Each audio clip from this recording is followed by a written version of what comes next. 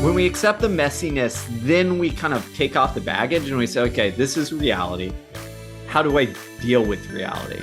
And if there's something that doesn't quite fit or doesn't quite, align with who I hope to be, then I can say, okay, great. How do I learn and grow from this? Welcome to the Happiness and Progress podcast. I'm your host, Danielle Craig.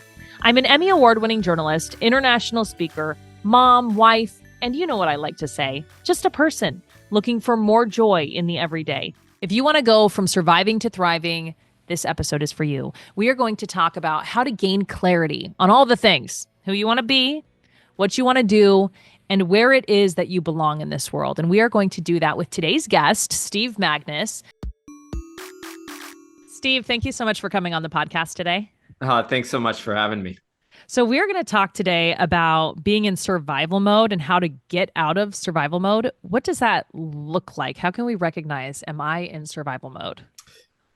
I think what it is it's when we feel this kind of chronic low-level stress and this tendency to almost like avoid the thing.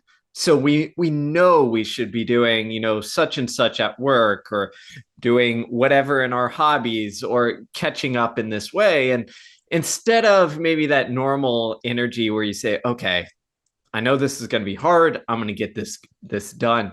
You essentially become maybe like your teenage self where you procrastinate, you excuse, and you kind of rationalize away the desire to, do the work that you kind of really want to. So I think that's what it means to kind of be stuck in that survival or avoidance mode. Mm-hmm. And I like that you talk about moving from surviving to thriving. There's a movie. I'm not sure what the movie is. I just know that my son quoted it when he was like 3 years old. And it was like, I don't want to survive. I want to live. And I think that I can feel that at different times in my life of being in that just kind of stuck. Yeah, absolutely. And I would argue that more people feel this now than ever. And the reason is because most of our environment around us and the world around us, whether we look at social media, whether we look at how attached we are to our digital devices and world, that kind of pushes us towards like surviving, which essentially, as we outline, is like just survive in this moment, right? And what I'm trying to do is say, hey, that's real. It affects us all. But when we look at thriving, what is it? If we look at from the psychology research, it's feeling like there is a path forward, feeling like you're competent, meaning there is a path where, hey, I am good at something. I contribute to the world. I help people get better. It's feeling connected to others, not on a superficial level, but like genuine connection and belonging, where it's not, hey, I've got a lot of followers and they like stuff every once in a while, or someone likes my Facebook post. It's like, I have a tribe who I can call no matter what, and they're going to be there for me. People who know you. Yeah, exactly. And they know you. And I think what we've done is we've kind of replaced some of that genuine deepness with a lot of what I call like the shallow version of it. It's instead of belonging that people know us as kind of people who kind of maybe know us and don't, or at least know what we put out there and don't really know like who we are. And that's what it is, right? It's part of survival mode is we're projecting a very small part of who we are, and it's curated. And because of that kind of makes us fragile, because like we put out a small slice of who we are instead of realizing, and instead of having people understand that like we're a complex human being with all sorts of different, sides to ourselves. And when we get stuck in this survival mode, what happens is we just defend that narrow part instead of realizing, hey, like I'm going to succeed in things. I'm going to mess up in things. I'm going to get things wrong and not be the perfect parent or husband or wife or worker or whatever have you. And that's okay because I'm a human being. Yeah, right. When was a time in your life that you were there, stuck in this survival mode? I've been there quite a few times. So I think we all have. Yeah. I think the one that hits home, and I talk about this in the book, is I was involved in this big whistleblowing controversy that's had me, stuck in newspaper headlines and on TV. And reporters stalking me at my work and all sorts of crazy stuff. And in that moment, I remember being like, okay, like I've still got to work. I've still got to live. I've still got to take care of things. But everything around you just pushes you into like, okay, this is all that matters. And maybe several months into that exercise or into having to deal with it, I realized that I'm not living anymore. Mm. I'm just like, okay, how do I get through the next day? How do I make sure I don't end up, on BBC or whatever it is that is covering this in a poor way, or have my parents call me and be like, hey, so and so found our house and our number, and like they're trying to talk to you. And I realized that my life couldn't be put on hold Yeah. while going through this. So what it forces you to do is say, okay, what really matters? Like the people around me, my family and friends who really care about me, the things that what do I want to do? What are the pursuits I care about? And then who do I want to be in this moment? What Mm. do I actually stand for? And it's those kind of like inner strength or inner knowledge that allows you to kind of get out of that rut or that stuckness and figure out, okay, I've even if all this stress is around me, I've still got to live my life and like be who I want to be and strive for that and do so in a way that feels meaningful. Mm-hmm. In the book, you talk about how our brains predict doom, and you have OCD, right? I Yes. also have OCD, so I I really relate to the predicting doom. Even when I'm consciously not predicting doom, my OCD is predicting doom. And so when you give this list of like, okay, I'm going through this turmoil and I need to try to focus on, who I want to be out in this world, it's hard to take those steps when you're so busy predicting the doom. So like how do you step away from that doom prediction? You know, what's going to happen if someone finds my house and then this happens and this happens, this happens versus okay, I need to come back to myself and show up in this world how I want to show up. How do you do that? Yeah, it's really difficult, but it starts with understanding how our brain works, which, as you said there, our brain is predictive. And the good thing about that is how do we make predictions based on the evidence we give it? So step one is stepping back and realizing what evidence am I giving my brain? Yeah. And often, if you think about it, it's like, well, am I constantly on social media and it telling me that the world is like dangerous or this next thing is going to be the thing that is going to like change everything, right? If that's what you're feeding yourself constantly, then of course your brain's going to be hyper alert. Okay. The other things that matter here is we've got to be able to develop some sort of perspective to again kind of step back. So, what the psychology research tells us is that doing real things in the real world kind of grounds us. And it tells our brain, hey, that fear you have? I understand why you have that, but like we're living life, we're Mm, doing something. Like maybe that fear's not as real as we thought. So doing real things. That could be if you have some sort of athletic pursuit, right? There's something, again, grounding about going outside, going for a hard run, breathing heavily, feeling that rush of emotions and realize that, like, yeah, you are alive and that you have some control over how you feel. Or that could be a creative pursuit, whether that's art or writing or whatever it is in your job where you're doing something that is tangible. And then the last part that I think is really important here is who you surround yourself with. So our nervous system was essentially evolved to co-regulate, meaning we were meant to deal with stress with others around us. It makes sense, right? Going back millennia, if you found yourself, I don't know, in the whatever savannah and a lion or tiger came up upon you, if you were alone, you were screwed, right? yeah. If you had others around you, there was some hope and you were going to deal with it with your tribe. That's how our nervous system evolved. And there's all sorts of interesting research that shows us that when we have others nearby who we're connected with and who again, we belong with, it takes down that alarm. So there's a fascinating study that researchers found when they took, people with significant others in an fMRI machine to look at their brain. And then they brought in something that that person getting their brain scan was deathly afraid of, like a snake or, something to that effect, is when they were alone, fear centers go through the roof. If their spouse or significant other was simply holding their hands, not saying anything, just holding their hands, fear centers go up about half as much. Why? Wild. Because like when someone around us is there, it makes the difficult seem a little bit more manageable. Isn't that incredible? So when you were going through this, the tangible things you did, I you relied on the people close to you. What else? Yeah. Absolutely. Yeah. Relied on the people close to me. I threw myself, it's where writing came from.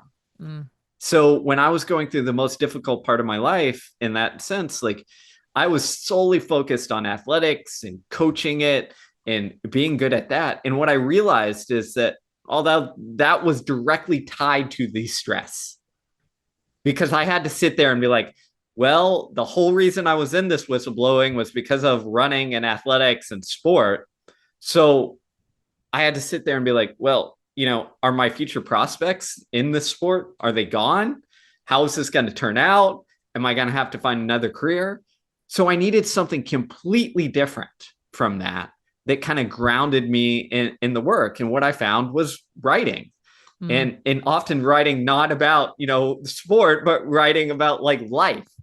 And that gave me something else where my brain goes, okay, yeah, we know you've got all this stress in this part of your world, but here's this other thing where you can spend an hour or two deep, doing the deep work every day that takes your mind off of it and also fulfills some of those things that we talked about earlier, which is, hey, if this goes well, maybe this is a path forward. Maybe someone will find this helpful.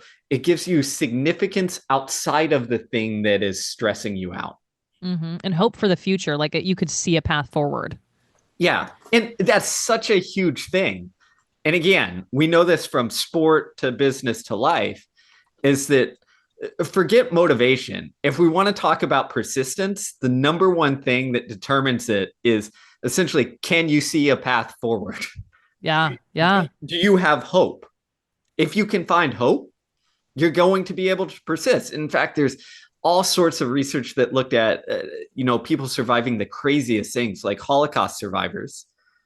And when they talked to them afterwards, what they found is that having them figure out how to grasp onto some degree of hope, even though they were going through one of the worst things imaginable in history, if they could find some degree of hope, they tended to handle it psychologically better. Mm-hmm. So hope is like the superpower that we all need to figure out a way how to grasp onto. Yeah. You said something else about the evidence. Like our brain is looking for evidence. And I was just thinking about how in my everyday life, I notice that my anxiety rises when I'm, on social media and the new trend is to post, the most terrible thing that happened to you in your life to a catchy song. And you're just like, oh my gosh, and this catchy song and this terrible thing. And you see what every person's terrible story is. That is really, that's a lot of evidence to this world is really hard and scary and it's doom. So you're spot on. And the wonderful thing about this is we've had research on this way back before social media for about 40 years, where a psychologist named George Gerbner in, I think, the 80s coined it mean world syndrome. And Mm. he coined it because he saw the rise essentially of if it bleeds, it leads news. And he said, hey, I know this is in the beginning, but I have this bet that if someone watches way too much of this, then we're starting to give our brain the wrong evidence to predict with. And it turned out he was spot on. And more recent research shows that the more consumption of social media, especially if it's like the worst moments or that, there's danger near, the more likely someone is to be afraid, to have a hyperreactive stress response, and to think that like that danger is going to be real. And it makes sense if you think about it, because like, again, go back to whatever millennia ago, humans on the savannah, is if you heard something bad, your brain goes, oh, this is important. Like when I go pick some berries, I should watch out for the snake that my friend told me was there. So our brains are designed to essentially, or evolved to essentially say, hey, when we hear danger, pay attention to it. The Hmm. problem is now we hear danger or threats or the worst All thing the time. imaginable all the freaking time. Yeah. Oh my gosh, it's so funny. Can you just imagine, me, I have OCD, really terrifying intrusive thoughts, you know the deal. Yeah. And my prefrontal cortex not even developed. I'm already a reporter in like a top 50 market covering the worst of the worst. I've been actually recognizing over the last several years that all of those stories I use as evidence. So my kids want to go and do XYZ, and I'm like, oh, sorry, I have this personal experience interviewing the dad of, whatever happened to their kid. And it really just locks you in. And it just makes that like world that you live in like smaller and smaller and smaller if you're using literally everyone else's story in the entire world as evidence. That is exactly it. And that's how our brain works is if all we are inundating with it is that, then you bet it's going to say, you know what? Like we shouldn't let our kids play in the front yard or go to, down the street because in your case, you're like, well, I talked to someone whose kids got abducted or whatever have you. Your brain's like, that's not just read on the internet. That's like, world class evidence, like scream, scream, scream, alert. And your brain is doing its job. And it's really hard to work against that because, again, our predictive brain is like, what's it trying to do? Either protect us or protect the people that we care about most, our kids and family. So Yeah. it's doing its job. It's just like we've given it like too much of the wrong evidence to do it. Right. Yeah. I think what the first step for me, I think for anyone who's in the same spot is the awareness. So check, we got that. We're aware right now. And there's so much research out now that we are like, what did you call it? I think it's not helicopter parent. It's the jackhammer parent. Yeah, Yeah. jackhammer parent. Yeah. Yep. So trying to get rid of every single possible danger, but there's actually no growth in that. And I think even when you and I can think back to our childhoods, we grew the most in the times where things didn't go perfectly, when there was mistake, even if it involved a little bit of safety issue. That's spot on. And there's again decades of research on cognitive psychology and child psychology that shows that when do we grow? When we're challenged. And I've got a 2-year old and I can see this, right? I can see that if I let her, step off the tiny step, like she all of a sudden goes, oh my gosh, I can now do this. Yeah. But if I reach in there and like hold her hand and like stop her doing that, then the next time she comes up to that step, she doesn't try and step off the step, right? She waits for dad to step in to help her. So as a parent, it's again, I'm no expert on this. I've just got young ones, but it's essentially, you've got to be able to say, okay, where are the bounds where I'm like, okay, they've got to challenge themselves. They've got to challenge themselves in a way that, of course, hopefully they survive and don't get hurt and all that Yeah. stuff. Too bad. But if we don't have the challenge, then we don't have the growth. And that's what it's all about. Yeah. It's like guardrails versus like hovering, like above, or like maybe even walking in front of and getting rid of all the challenges. Yeah. Yeah, that's what it is. You essentially want the environment where they can like I call it like small mess ups, right? We don't want like any, 911 call mess ups, but we want enough like small mess ups where it's like, okay, you scraped your knee, sometimes even you broke your bone, like it's okay, it's going to be okay. And that's all. That's not only just from the physical side, but it's also from the psychological side because our mental resilience is the same. We develop it how? Through evidence, which is by doing things that are often kind of uncomfortable that challenge us a little bit. And that gives us evidence to like, okay, we're going to be okay. And I think again, if you look at the data, this is why the new generation is deathly afraid of making phone calls because they've never had like the ability to, they've never been, essentially made to do it. So it's this big scary thing where for you or I, it's like, no, we did that every single day. Yeah. You've got to give the evidence that this isn't that bad. We're going to be okay. Mm-hmm. Okay, so in your book, you have kind of an outline. It's all about getting clarity, gaining clarity of who you are, who you want to be, your place in the world. And so it's be, do, and belong. We're going to try to get through each of these. Let's start with be. And what I loved about this B section, clarity on who you are, you talk about getting good with your own messiness. So I want to read this from the book. It says, quote, "We flatten ourselves and our world so that we can deal with it. We move from 3D to 2D to provide comfort and security. When we flatten, we may temporarily turn off the alarm as if we're hitting the snooze button, but that alarm will come back blaring. We've told our brain, this thing is so overwhelming, so disconcerting that we want to get rid of it. Our brain makes note, becoming hyper alert to the threat. One athlete I work with put it well. It's as if my brain knows that experience was so bad, I don't want to be there. We trade short term artificial security and clarity for long term fragility. We develop poor coping mechanisms for discrepancies in ourself." So, what is that? What is that salute? How do we deal with our messiness?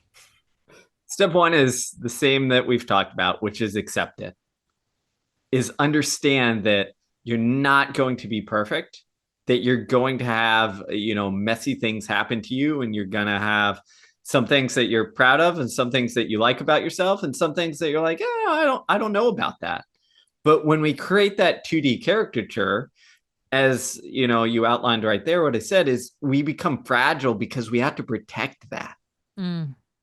Where if instead we say, you know what, I'm Steve, I've got OCD, I have some crazy thoughts every once in a while.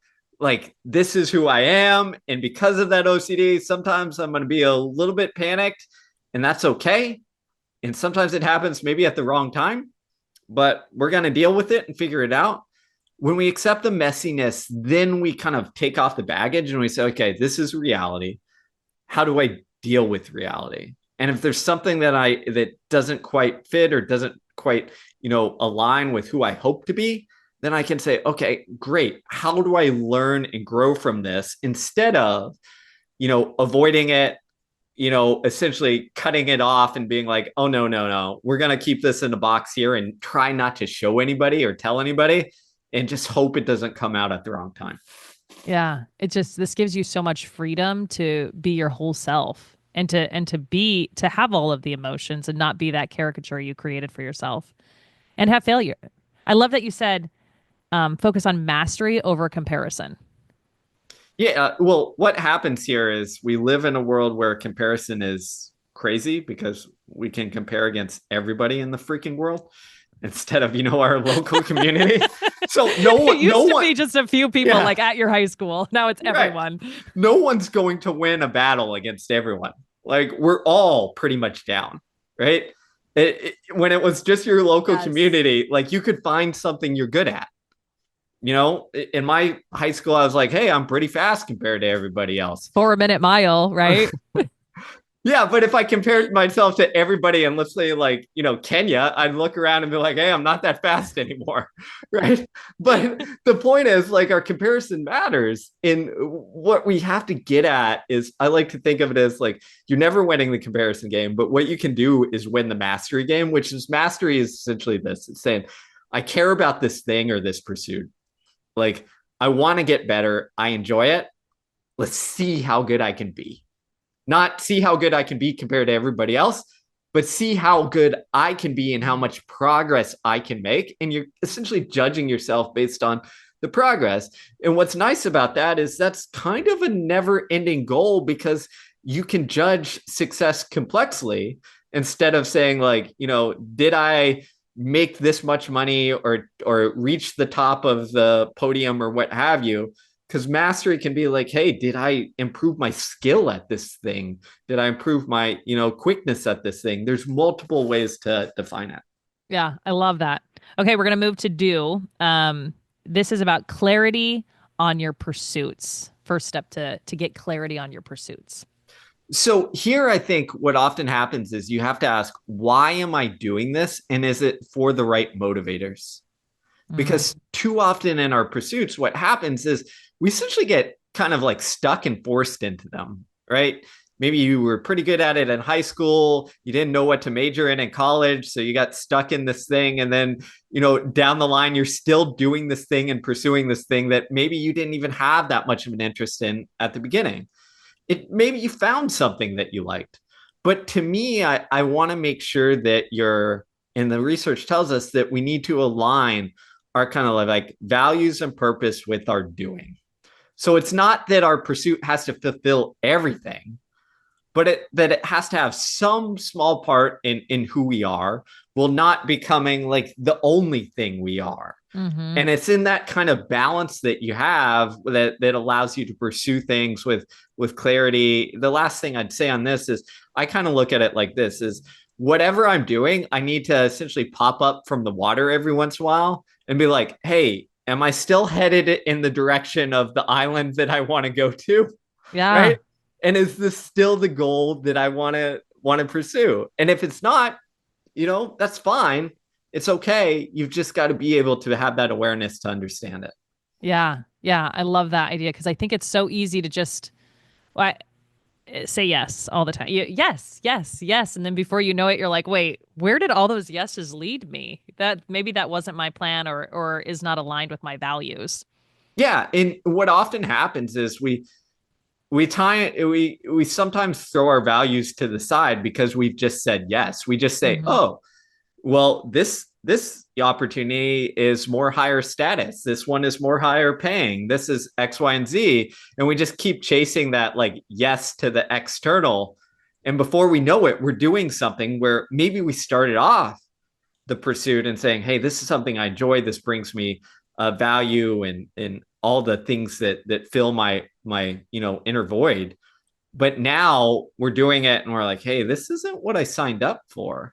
And I think you've got to be able to have like check marks along the way where you essentially reflect and say, hey, is this the direction I still want to go? Does this pursuit still align with my values? Am I still getting the psychological, benefits out of the work that I'm pursuing that I want to get? Or has it changed completely to something that I didn't sign up for? Mm-hmm. And I think we can also get mixed up in the trying to prove something about ourselves. And I wrote this down because I loved this.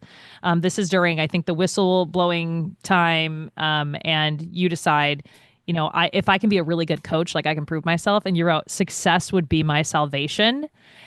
Oh my gosh, I love that because I think so many of us think like, oh, I can just prove something about myself with all my doing. Yeah, and it's bullshit. I mean, that's the bottom line, is because what happens is we think, if I can just achieve this, if I can just have this success, then I'll prove it to either everybody in the outside world, or perhaps even more dangerously, I'll prove it to myself that I am worthy, that, I'm good enough. And that success is never, never, ever fulfilling in that way. And if we think it is, we're just setting us up for failure. And again, there's all sorts of research that tells us, but my favorite was looking at the founder of capitalism, Adam Smith, who essentially pointed this out. Like, this is the dude who revolutionized capitalism, and he's saying like, hey, if you only chase this success, I'm just warning you, like, you will never, I think he called it, you will never have tranquility and contentment. It's like a fool's errand to chase this. We didn't get the message, but I think, the answer is, on an individual front, is just knowing that if you think that success is going to fill the void, it's not. Yeah, it won't. I loved that. Can we like brainstorm what would really be the salvation? If success won't be your salvation, what is?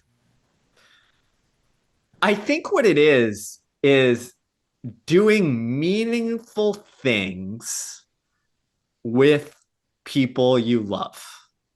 Love that. Yeah. Because I mean, think about it. Like, the reason that success is enticing is because it makes us feel significant, essentially.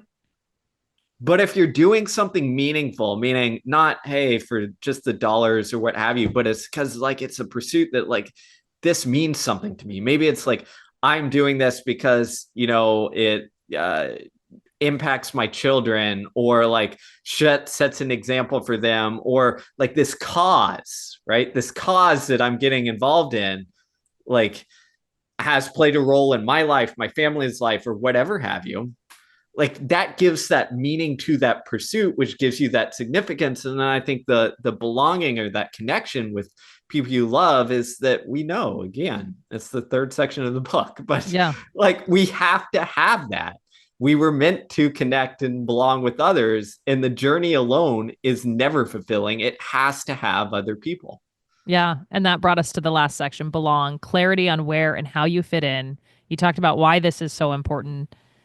If someone's listening, they're like a really closed off person, or they're, have a hard time trusting people, or whatever the case may be, maybe like a first step to start really finding that place of where you belong. The answer is the same with everything, which is start very small. Take baby steps to get there. Sometimes this is simple as, hey, find that friend you haven't talked to in a while and shoot them a text. And then maybe it's like, hey, I'm going to try and set this up where I give them a call, maybe regularly get a call. Find people who you can do real things in the real world with.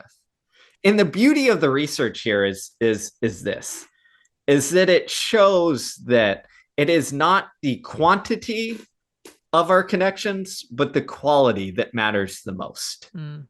So if you're that introverted person, I totally get it. I'm more introverted than extroverted, but you better have a couple friends or a couple family members, or ideally both, who you can go to no matter what, who you get in contact with regularly, in some manner, because that quality of the connection is going to make a difference. And like the research here is so clear. I think it was the former Surgeon General from Biden's administration that essentially said that like lacking connection was the equivalent of, smoking something like 10 cigarettes a day.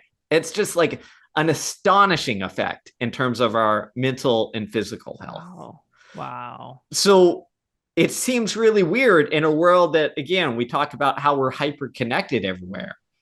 But the problem is those are shallow connections, and what our brain and body really needs is the deep connections. Yeah.